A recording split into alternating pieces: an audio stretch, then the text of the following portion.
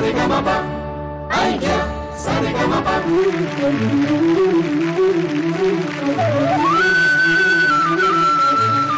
तुमच्या सगळ्यांचं जोरदार स्वागत आयडिया सारेगमप लिटिल.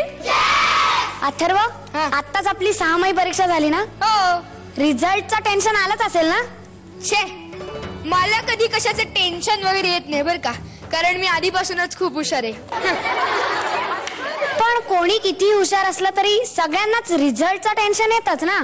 तू आता जे काही बोललीस ना ते आपल्या लिटिल चॅम्प्सना जास्त पटेल, कारण आज सोमवार आहे. त्यामुळे प्रेक्षकांच्या मतांचं प्रमाण 50% आणि परीक्षकांच्या गुणांचं प्रमाण 50%, असा 100% निकाल आज आपल्याला मिळणार आहे.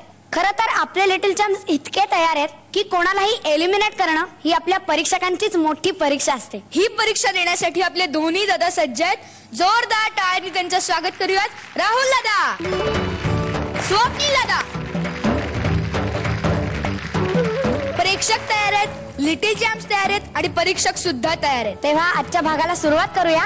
सर्वप्रथम आपल्या समोर येतोय छोटा मावळा पद्मनाभ गायकवाड.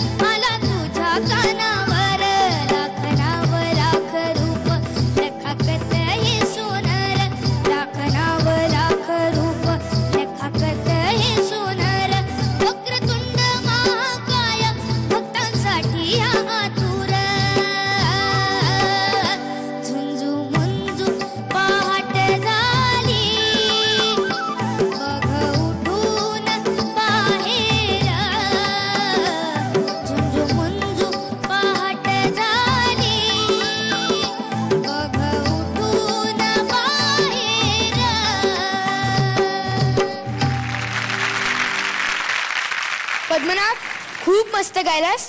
राहुल दादा, कसं वाटलं? मी पहिल्यांदाच ऐकलंय. कोणाचं गाणं आहे? माझ्या बाबांचंच आहे. अरे वा वा वा, काय बात.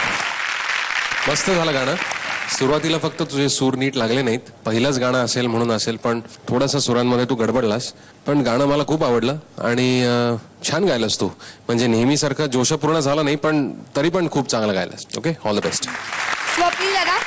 पद्मनाभ, सर्वात आधी तुझ्या वडिलांचं खरंच कौतुक. इतकी सुंदर चाल त्यांनी बांधली आणि ज्या गाण्यामध्ये मातीचा सुगंध आपल्याला मिळतो तसं गाणं होतं. मला फक्त एवढंच वाटलं की हाय जे नोट्स होते त्यात तुझे सूर नीट लागत नव्हते. स्ट्रेनच वाटत होता तुझा आवाज. पुन्हा एकदा एक हाफ नोट खाली सूर घेतला असता तर कदाचित ते गाणं जास्त प्रभावी झालं असतं असं मला वाटतं. पण तुझे वडील आणि musicians they are the better जज. ओके, बाकी छान छान गायलास. All the best. पद्मनाभ, छान गायलास.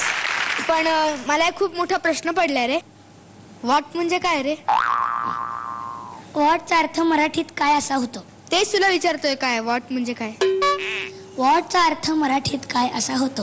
हे अथर्व, कापूस कोंड्याची गोष्ट माहिती आहे? हो, माहितीये की. हो माहिती काय? कापूस कोंड्याची गोष्ट माहिती आहे? माहिती काय? कापूस कोंड्याची गोष्ट सांग ना. तुझी कापूस कोंड्याची गोष्ट मीच तुला सांगतो, पण आधी आपण याचा रिझल्ट बघूयात.